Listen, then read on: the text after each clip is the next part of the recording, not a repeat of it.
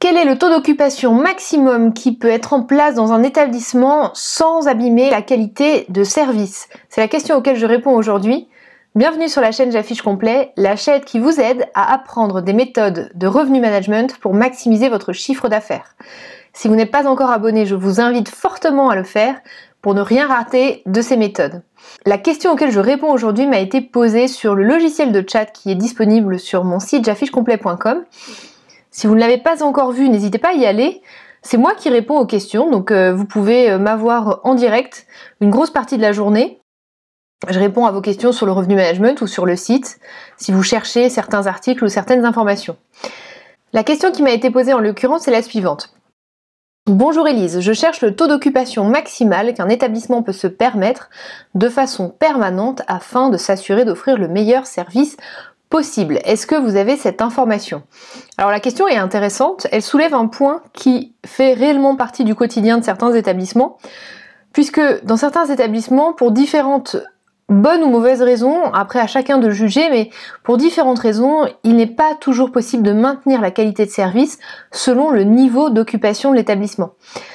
Pour répondre à la question qui m'a été posée, et c'est la réponse que j'ai faite dans le chat, ce chiffre n'existe malheureusement pas, parce que pour certains établissements, il est totalement possible de maintenir la qualité de service, même avec un taux d'occupation de 100%. Les raisons qui font que parfois il est impossible d'avoir une bonne qualité de service avec un taux d'occupation important sont au nombre de 2, en tout cas moi j'en ai 2 en tête, il y en a peut-être d'autres, et donc si vous avez d'autres idées, n'hésitez pas à les écrire en commentaire, ce sera intéressant d'en parler. Moi j'ai eu connaissance de 2 dans mon passé et ma carrière professionnelle. La première raison, c'est des difficultés de recrutement, ou en tout cas des difficultés d'équipe, liées aux équipes. Il n'est pas forcément possible d'avoir suffisamment d'équipes pour faire face à des taux d'occupation importants, et cela induit forcément une dégradation de la qualité de service, puisque personne ne peut décemment se dupliquer, donc les équipes sont en souffrance, les équipes sont dans l'urgence, et le service peut se dégrader. Ça c'est le premier point.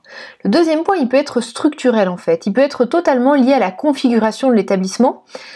J'ai 2 exemples en tête, l'exemple d'un hôtel qui a une petite salle de petit déjeuner, ça je l'ai vu. Avec une petite salle de petit déjeuner, le petit déjeuner peut rapidement devenir un enfer si le taux d'occupation est trop important. Donc ça peut fortement dégrader la qualité de service. J'ai un autre exemple d'un établissement de plein air qui était dans une zone ensoleillée, hors saison quand le soleil n'était pas là. La capacité d'accueil des espaces couverts, donc en cas de pluie, était trop petit si le taux d'occupation était trop important. Donc voilà, c'est 2 scénarios différents mais qui permettent de montrer que, en effet, parfois, si le taux d'occupation est haut, le service est moins bon, mais il n'y a en réalité aucune vérité générale sur ce sujet. C'est une étude au cas par cas à réaliser selon les contraintes spécifiques de votre établissement. Voilà, j'espère que cette réponse et cette vidéo auront pu vous aider.